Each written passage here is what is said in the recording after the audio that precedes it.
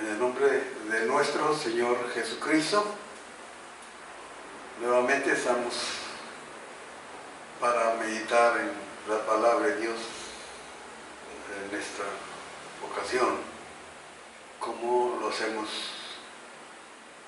estado haciendo todos los viernes de cada semana. En esta ocasión trataremos el tema: la Iglesia Católica Romana sí está en la Biblia. Por ser este un tema que creo un poco extenso, vamos a tratar de hacerlo en dos partes. Así es que empezaremos con la primera parte en este momento, con ese tema, para que aprendamos, para que los hermanos en Cristo Jesús de todas las denominaciones y los amados católicos romanos puedan aprender un poco también de Biblia, puedan aprender un poco de las enseñanzas de la palabra de Dios. El tema, nuevamente, la Iglesia Católica Romana sí está en la Biblia. ¿Por qué decimos que sí está en la Biblia? Sí está porque hay muchos pasajes que nos hablan en un lenguaje profético de la futura existencia de la Iglesia Católica Romana. Y para eso empezaremos con el versículo 31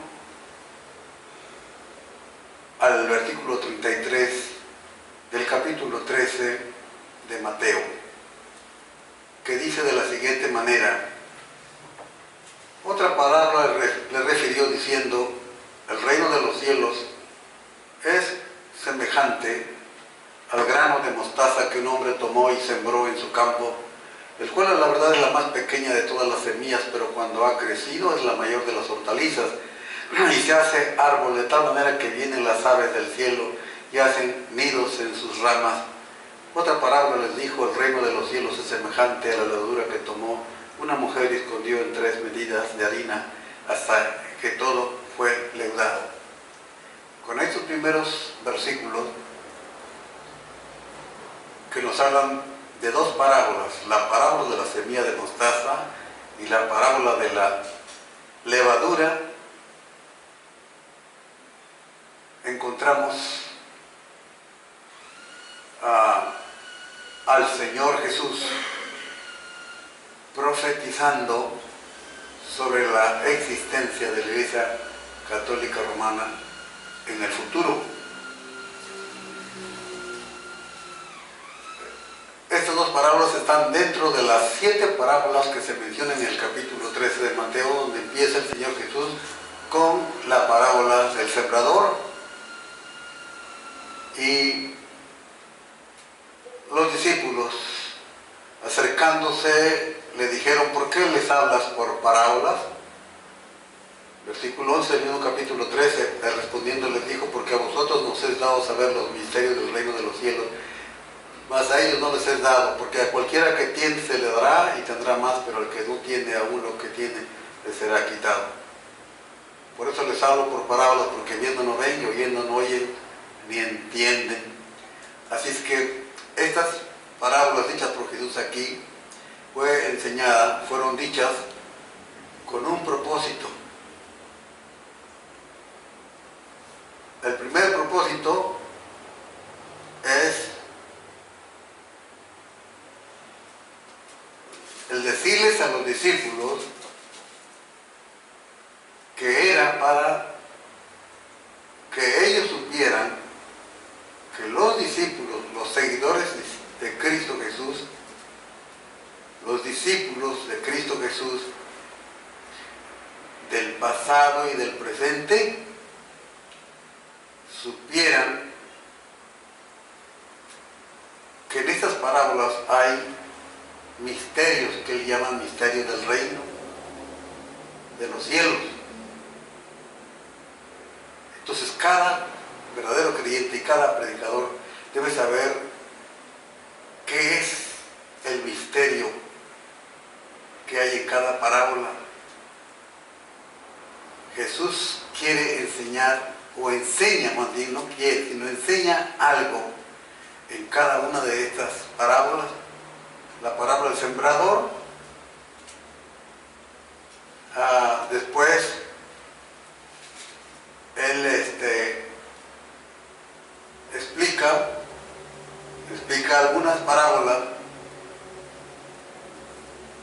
pero la parábola de la semilla de mostaza y la de la levadura no le explica. Hay secretos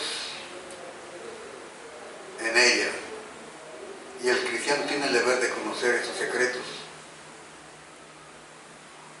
Primero, diremos, el reino de los cielos es semejante al grano de mostaza, un grano muy pequeño. El reino de los cielos, cuando dice el reino de los cielos, se está refiriendo a la obra que se establecería con su predicación, con su enseñanza, empezando con el sufrimiento y el sacrificio de Jesús en la cruz, y continuando después de las enseñanzas y predicación de Jesús con la predicación y la enseñanza de los apóstoles, es decir, lo que conocemos ahora como el mundo cristiano,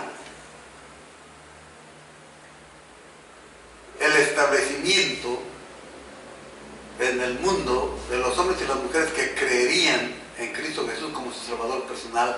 A eso le llama el reino de los cielos.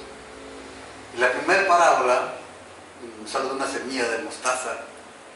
¿Qué tan pequeños eran la mayoría de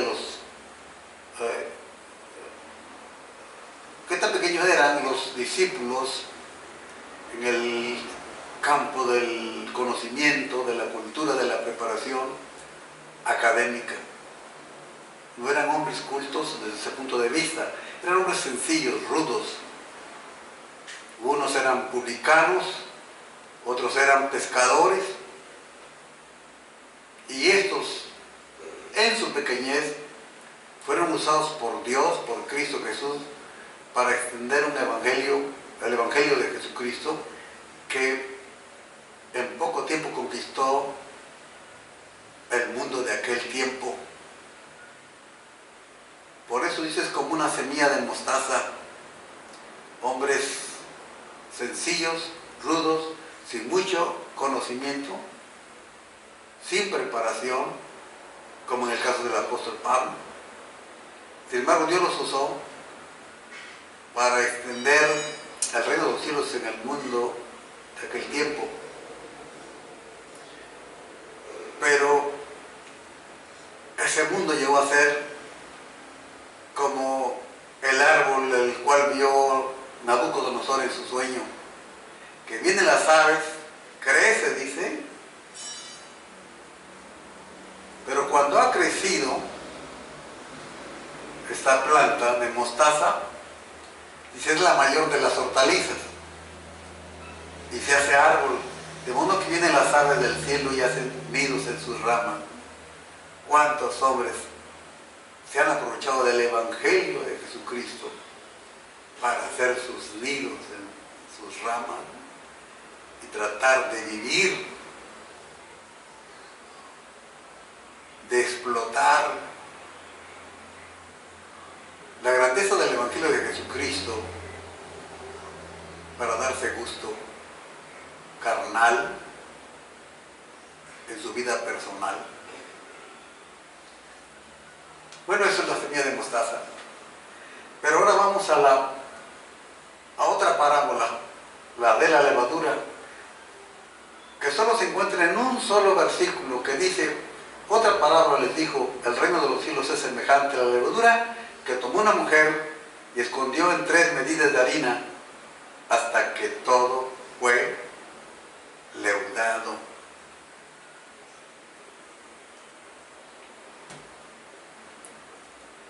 Da tristeza y decepción que haya enseñanzas equivocadas a través de esta parábola. Y predican sobre ese versículo, enseñan sobre ese versículo de la parábola, donde dice, el reino de los cielos es semejante a la levadura que tomó una mujer y escondió en 3 medidas de harina hasta que todo fue leudado.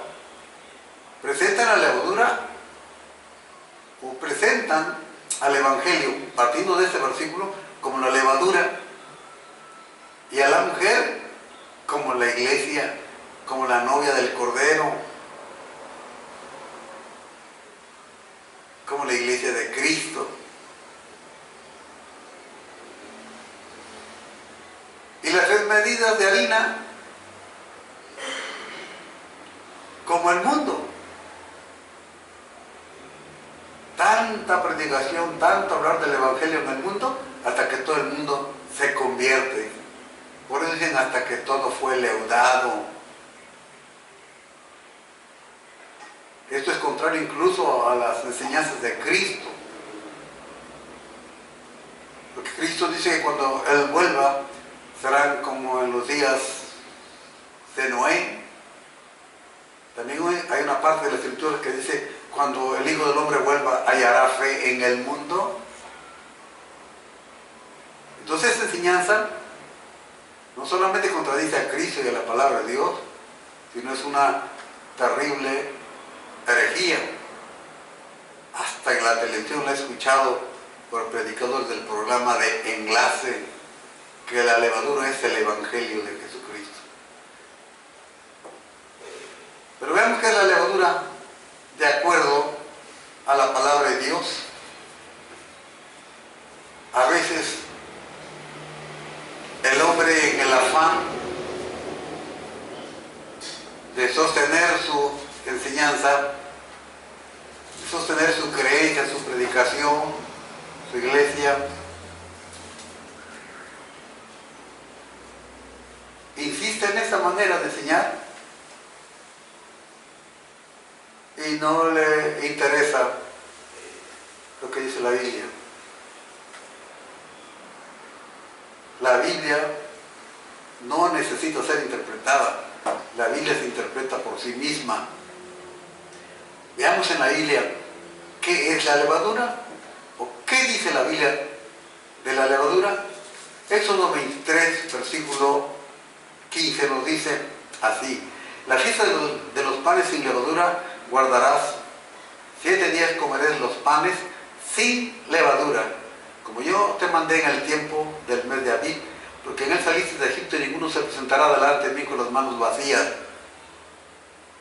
Versículo 18: no ofrecerás con pan leudo la sangre de mi sacrificio, ni la grosura de mi víctima quedará de la noche hasta la mañana. Y en el capítulo 12 del mismo libro de Éxodo, para que vean ustedes, los que están escuchando y viendo este video, la insistencia en la palabra de Dios de prohibir al pueblo de Israel en el Antiguo Testamento el asunto de la levadura.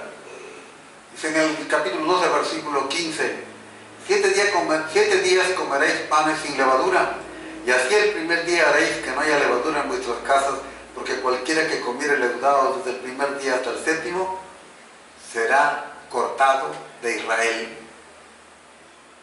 Cualquiera que comiere leudado desde el primer día hasta el 7º será cortado de Israel.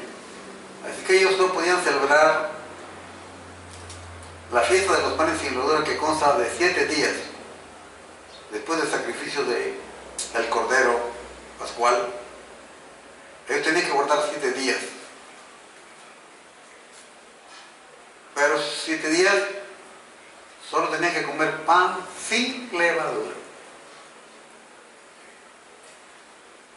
Sigamos viendo qué nos dice.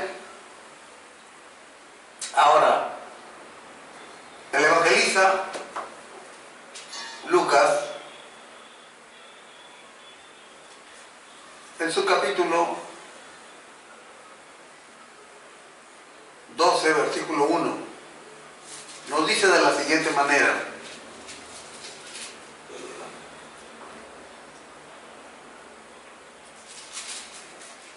así, en esto juntándose por millares la multitud, tanto que unos a otros se atropellaban, comenzó a decir a sus discípulos primeramente: guardaos de la levadura de los fariseos, que es la hipocresía. Eso es lo que dice Lucas 12:1. La levadura es presentado como un sentimiento humano rechazable por Dios. Hipocresía, que podríamos considerar como un invalor o un subvalor. Pero aquí Jesús le llama a la levadura de los fariseos, le llama hipocresía. Veamos qué nos dice Marcos ahora. En su capítulo 8 y versículo 15. Marcos 8 y versículo 15.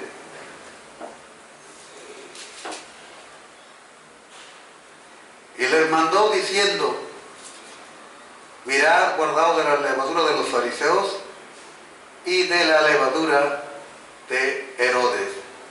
Guardaos de la levadura de los fariseos y de la levadura de Herodes. Ahora veamos qué nos dice el mismo Jesús, el mismo Señor y Maestro nuestro, en su capítulo 16, Mateo 16, versículos 6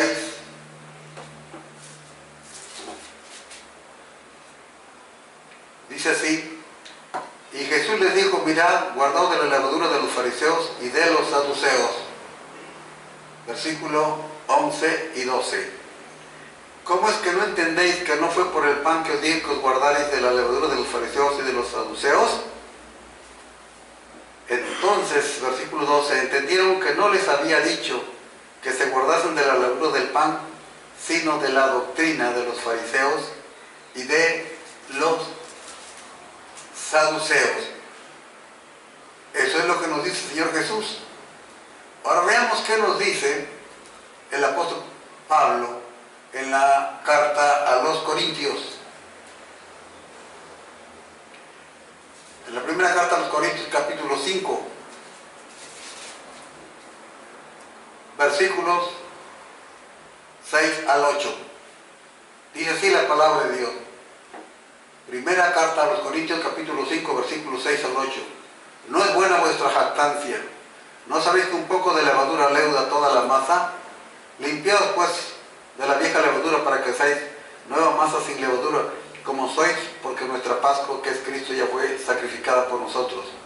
Así que celebramos las fiestas no con la vieja levadura, ni con la levadura de malicia y de maldad, sino con panes sin levadura, y de sinceridad y de verdad. Os he escrito por carta que no os juntéis con los fornicarios. No solamente con los fornicarios de este mundo, o con los avaros, o con los ladrones, o con los tirosos, pues en tal caso sería salir del mundo. Mas bien os escribí que no os juntéis con ninguno que, llamándose hermano, fuere fornicario, avaro, o idólatra, maldiciente, o borracho, o ladrón. Con el tal ni aún comáis. Aquí el apóstol Pablo está hablando a la iglesia de los Corintios, que tenían entre ellos son miembros de su iglesia, que no les había preocupado la condición de vida que estaba llevando. Y dijo que un poco de levadura leuda toda la masa. Uno que practicaba el pecado, considerado aquí como pecado de incesto, es criticado, es reclamado por el apóstol Pablo a los Corintios y les dice: limpiados pues de la vieja levadura. Entonces entendemos aquí que la levadura en la Biblia representa o es figura del pecado moral como del pecado doctrinal. Guardaos de la levadura de los fariseos y de los saduceos. Guardaos de la doctrina de los fariseos, dice. Entonces la levadura representa pecado moral o pecado doctrinal. En sí, pecado es la levadura.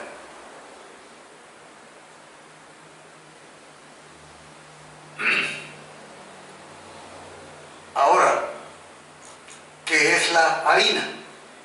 Ya vimos en la Biblia que la hipocresía, que la levadura, Cristo la menciona como pecado doctrinal y Pablo como pecado moral, en su totalidad. Pecado representa la levadura.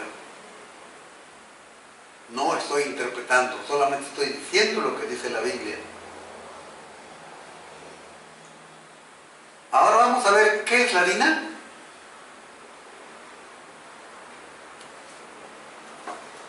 ¿Qué nos dice la Biblia sobre la harina?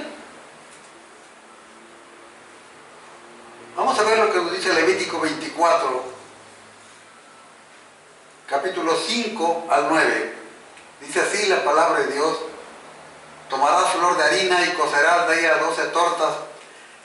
Cada torta será de 2 décimas de ella, y las pondrás en 2 hileras, 6 en cada hilera sobre la mesa limpia delante de Jehová. Pondrás también sobre cada hilera incienso puro, y será para el pan como perfume. Será para el pan como perfume, ofrenda encendida a Jehová. Cada día de reposo lo pondrá continuamente en orden delante de Jehová en nombre de los hijos de Israel, como pacto perpetuo. Y será de Aarón y de sus hijos, los cuales lo comerán en lugar santo, porque es cosa muy santa para él, de las ofrendas encendidas a Jehová por derecho perpetuo.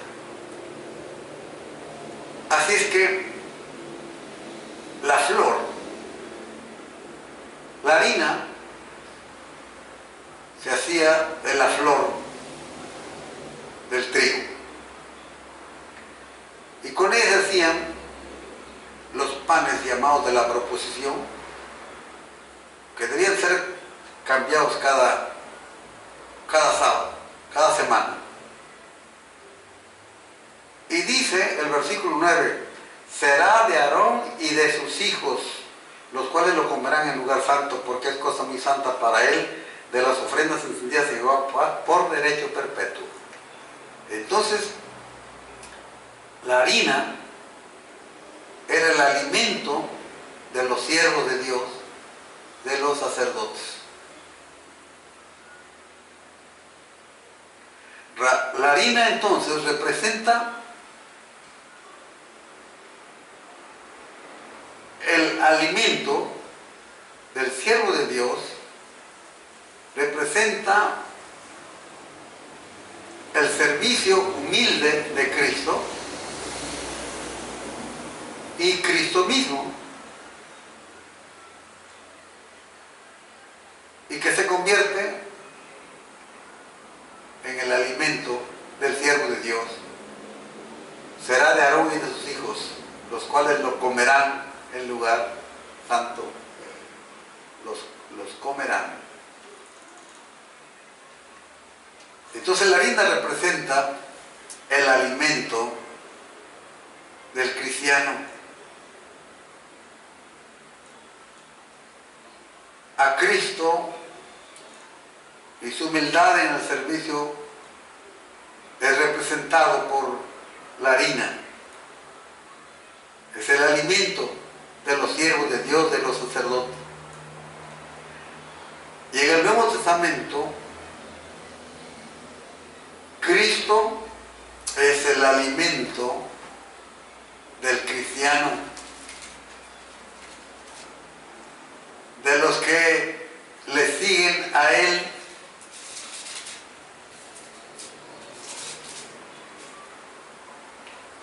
Dice en el Evangelio de Juan, capítulo 6, versículo 35.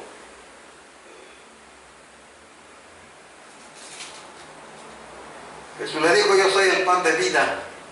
El que a mí viene nunca tendrá hambre, y el que en mí cree no tendrá sed jamás. Jesús estaba hablando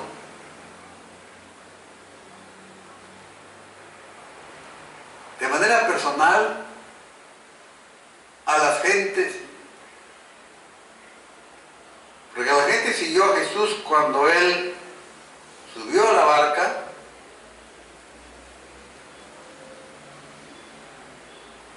y siguió a Jesús. Fueron a Capernaum buscando a Jesús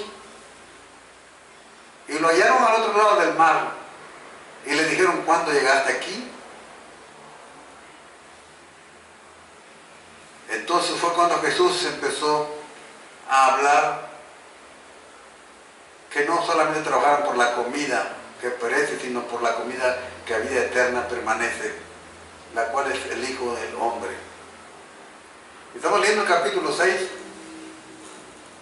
Quiero recordarles que en este capítulo 6 todavía no había establecido Jesús su propia Pascua. No había instituido su propia Pascua. No había instituido lo que nosotros conocemos como la Cena del Señor y otros como la Eucaristía. No lo había instituido. Y cuando hablaba a las gentes que estaban escuchándole, que hasta le preguntaron: ¿qué señal pues haces tú para que veamos y te creamos? ¿Qué obra haces?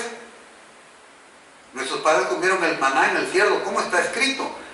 Pan del cielo les dio a comer. Entonces Jesús les dijo: de cierto os digo, no os dio Moisés el pan del cielo, mas mi Padre os da. No dice os dará, os da, tiempo presente. Desde ese momento ya a ellos se les estaba ofreciendo el pan del cielo de parte de Dios. Y sigue diciendo Jesús: porque el pan de Dios es aquel que descendió del cielo y da vida al mundo. No dice dará, da ya desde ese momento. Entonces la gente les dijeron: Señor, danos siempre de este pan. Danos siempre este pan. Entonces Jesús les dijo: yo soy el pan de vida. El que a mí viene nunca tendrá hambre, y el que en mí cree no tendrá sed jamás. Así desde ese momento Jesús ya estaba presentando como el pan de la vida.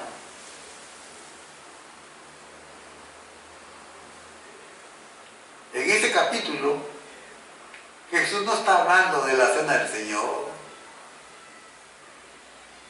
de la llamada Eucaristía en el mundo católico romano. No está hablando. Porque ni siquiera la había instituido. Esto lo realizó el Señor, lo instituyó el Señor cuando ya estaba próximo a ser entregado y ser crucificado. ¿Cómo el hombre puede apelar diciendo que está hablando de la llamada hostia? No, señores, no es así. Dice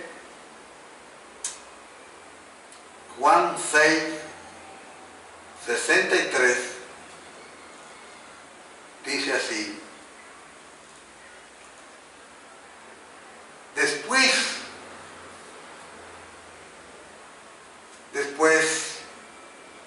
de haber dicho Jesús a los judíos que contendían entre ellos discutiendo, ¿cómo puede este darnos a comer su carne? Jesús les dijo: de cierto os digo, si no coméis la carne del Hijo del Hombre y bebéis su sangre, no tenéis vida en vosotros. Estos versículos usan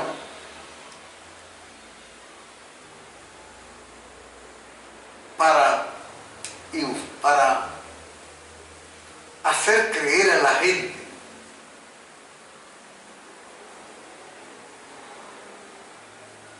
la doctrina de la llamada transubstanciación, porque en estos versículos en el griego, en el original, se habla de masticar. Yo pregunto, ¿mastican la hostia? No, si es un polvito de harina que solo se resuelve en la boca. No, no hay nada de masticar. Jesús está usando estas palabras para dar la idea, el pensamiento de que el hombre que quiere alimentarse de él debe hacerlo con avidez, como el que tiene hambre, como el que realmente está comiendo carne, así con esa emoción, con ese sentimiento, con ese interés de satisfacer su necesidad de hambre.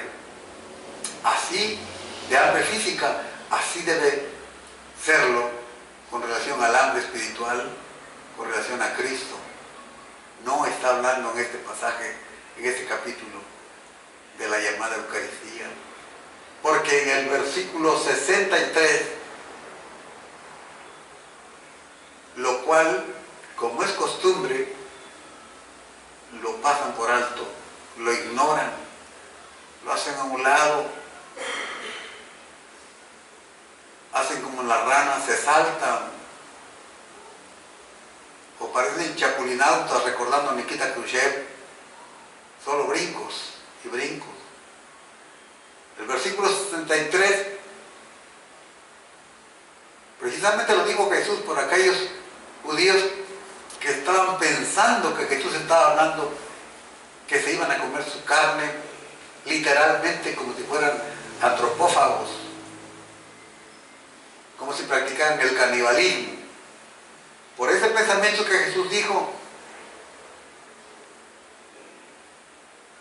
porque incluso dice que muchos discípulos al oírlo dijeron: esta palabra es dura, ¿quién la puede oír?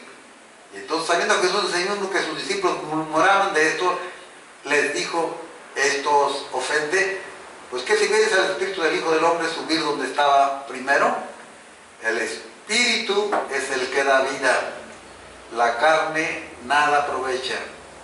Y ahora la explicación, señores. Si no han entendido cuando dijo él: el Espíritu es el que da vida, la carne nada aprovecha, ahora él la explica. Él explica estas palabras. Él explica todo el pasaje del capítulo 6 de Juan con relación al pan de vida, al alimentarse de Cristo. Dice: el Espíritu es el que da vida, la carne para nada aprovecha. Las palabras que yo os he hablado son espíritu y son vida.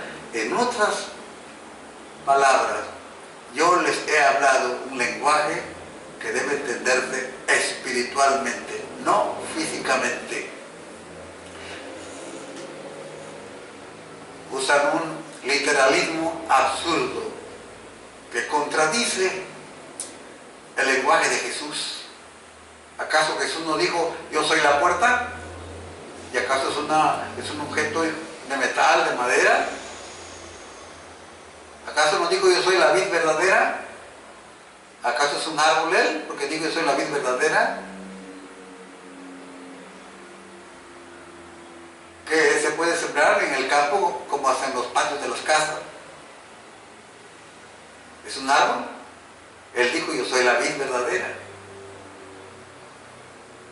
También dijo: yo soy el camino.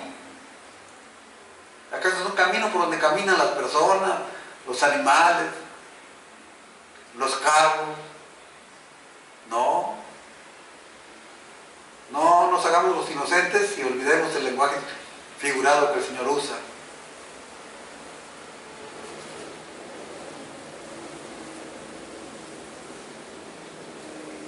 Entonces dice aquí,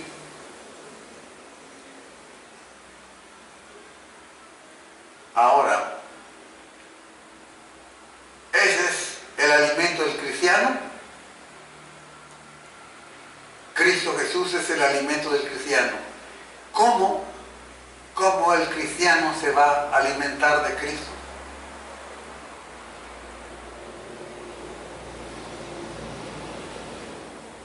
Mi palabra es espíritu y es vida.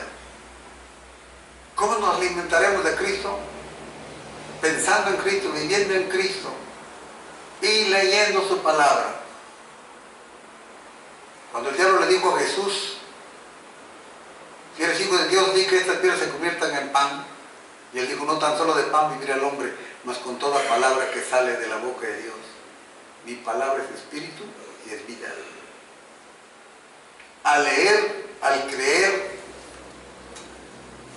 al apropiarnos de la palabra de Cristo Jesús, cada día, al tomar en cuenta la palabra de Dios como la luz de nuestra vida cotidiana, el salmista dijo, lámpara a mis pies tu palabra y lumbrera mi camino.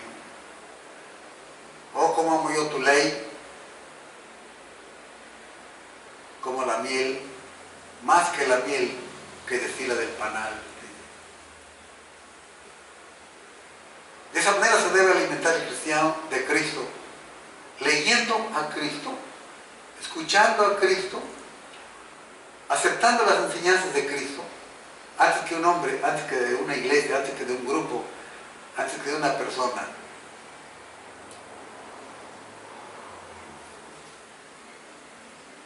Es entonces Cristo el alimento del cristiano.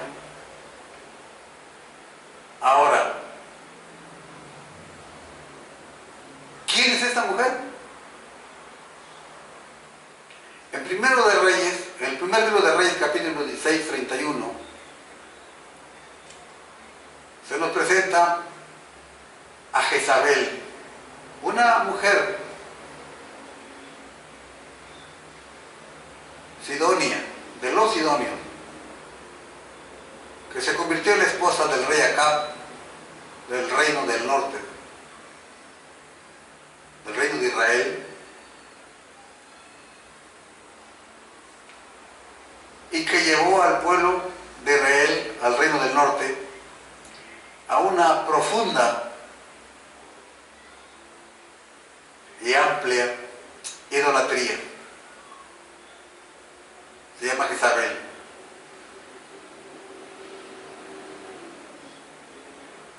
Y en Apocalipsis 2:20, en la iglesia de Tiatira, Dios le dice, Cristo le dice, tienes ahí a esa que se dice profetiza Jezabel, que enseña a adulterar a mis hijos. Jezabel en el Antiguo Testamento, Jezabel en el Nuevo Testamento. Capítulo 2, versículo 20 de Apocalipsis.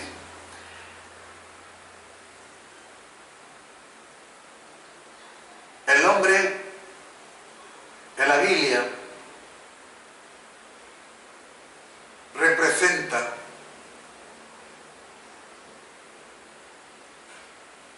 a Dios. O Dios se ve a través del hombre. Por eso el ser humano, el varón, se le llama padre. Pero antes que nosotros no fuéramos padres, Dios ya era padre. Y siempre ha sido padre. Por eso al hombre se le llama padre, al varón, porque él representa a Dios. Pero la mujer representa el lado humano, el lado débil, representa lo incorrecto en el ámbito religioso, lo indebido, lo imperfecto en el ámbito religioso. Y así vemos Jezabel en el Antiguo Testamento, en el pueblo de Israel, y a otra Jezabel en el capítulo 2, versículo 20 del libro del Apocalipsis. Todas las dos siempre llevando y hundiendo al pueblo en la idolatría. Pero en el capítulo 17 de Apocalipsis, versículo 1, hay otra mujer. Apocalipsis 17, versículo 1, dice: vi entonces uno de los 7 ángeles que tenían las 7 copas y habló conmigo diciendo: ven acá y te mostraré la sentencia contra la gran ramera, la que está sentada sobre muchas aguas, con la cual han fornicado los reyes de la tierra. Los moradores de la tierra se han embriagado con el vino de su fornicación. 6. Y vi a la mujer ebria de la sangre de los santos y de la sangre de los mártires de Jesús, y cuando la vi quedé asombrado con gran asombro. Ebria de la sangre de los santos y de la sangre de los mártires de Jesús.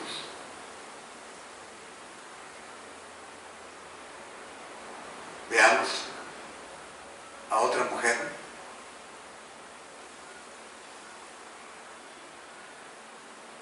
Las dos primeras se llaman Jezabel y esta es conocida como la gran mujer. Y también se le da otro nombre: madre.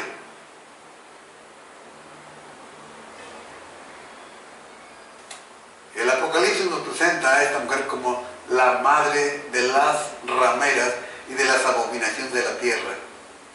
La madre.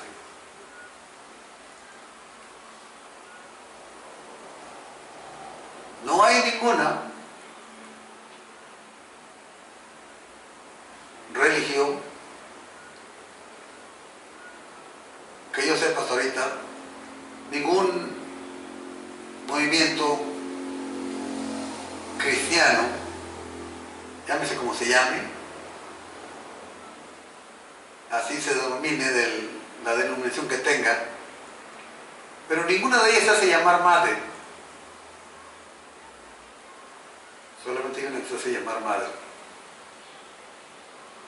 la Santa Madre Iglesia Católica Romana. Problema que tienen los católicos. Por eso les hablamos de la palabra de Dios a todos los católicos, porque tienen dos mamás y así convierten a Dios en un fornicario, en un adúltero. Tienen a María como madre de Dios y tienen a la iglesia como la madre de todos los católicos.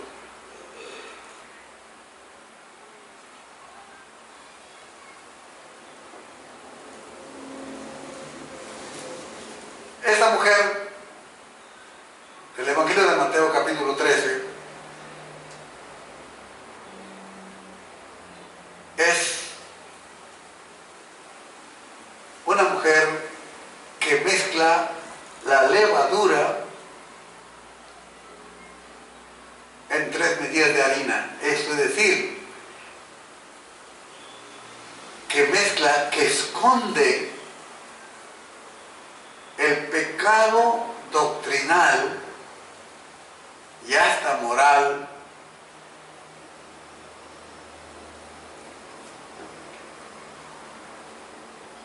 con la harina, la esconde, la mezcla con lo que es el alimento del cristiano.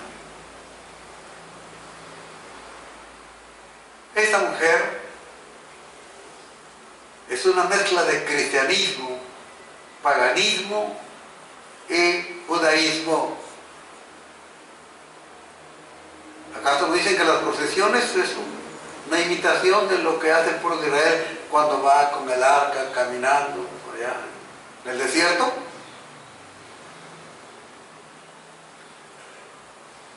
Cuando el apóstol Pablo dice en la carta a los hebreos que la ley es la sombra de los bienes venideros, pero ellos toman esto como forma forma y parte de sus creencias, de sus prácticas.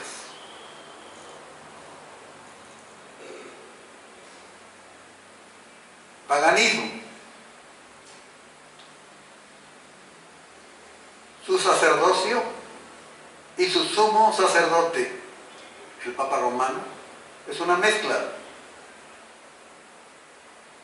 de cristianismo y judaísmo, porque en la carta a los hebreos no solo dice que fue